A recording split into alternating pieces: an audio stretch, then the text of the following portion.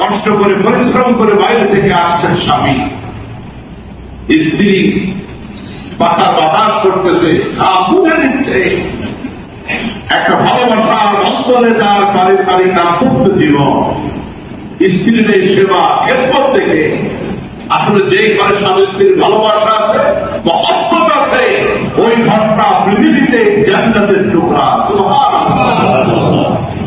আর পৃথিবীর সব কিছু আছে, শান্তির যাবতীয় উপকরণ আছে, ভালোবাসা নাই, মহব্বত নাই, তার কুমার সম্পর্ক, বেজিয়ার সাপের সম্পর্ক, আধুনিক শান্তি আর উপকরণ যতই থাকবে কেন, ওইটা জাহান্নামের টুকরা।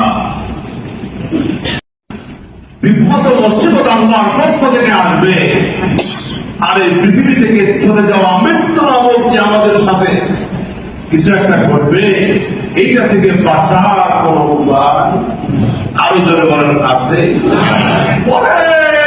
Crore crore million billion trillion টাকার মালিক এই ব্যক্তি তার টাকার জোরে পৃথিবীতে থাকবে, বেড়েছে কি কারণ? আরো জোরে বলেন। রাষ্ট্রীয় ক্ষমতার বলে পৃথিবীতে টিকে থাকবে, এই রকমের ক্ষমতা লড়া কোন নমরুদ ফেরাউন পৃথিবী থেকে যাই না, এখনো বেঁচে আছে। আপনারা কি বলেন? নাই না। চিকিৎসা বিজ্ঞানী ভালো এমন এমন আবিষ্কার করেছে মেডিসিন, যে ঔষধগুলি দ্বারা মানুষ সুস্থ থাকে, দীর্ঘদিন বাঁচে। ওই সমস্ত ঔষধ আবিষ্কারকারী চিকিৎসক ডাক্তাররা কি বেঁচে আছে? না। যাদের চতুর্দিকে রাষ্ট্রীয় পাহাড় থাকতো, 24 ঘন্টা পাহাড়ের ভিতরে, এই সমস্ত লোকগুলি কি বেঁচে আছে? প্রান্তর পার হয়ে, পাহাড়ি প্রান্তর পার হয়ে যখন প্রান্তরে ছুটতেছে রাসূলের দরবারে, একটা পাথর খন্ডের সাথে হাত লেগে ওই সাহাবী পড়ে গেলেন, ক্ষত বিক্ষত হয়ে গেলেন, শরীরটা রক্তাক্ত হয়ে গেল। প্রিয়তমা স্ত্রী এই দৃশ্য দেখে কাঁদতে লাগলেন চোখের পানি ছেড়ে, কারণ কষ্ট ছিঁড়ে গেছে পাথরের সাথে ধাক্কা লেগে। এবার স্ত্রী নিজের কাপড় ছিঁড়ে ওই কাটা জায়গায় বেঁধে দিলেন।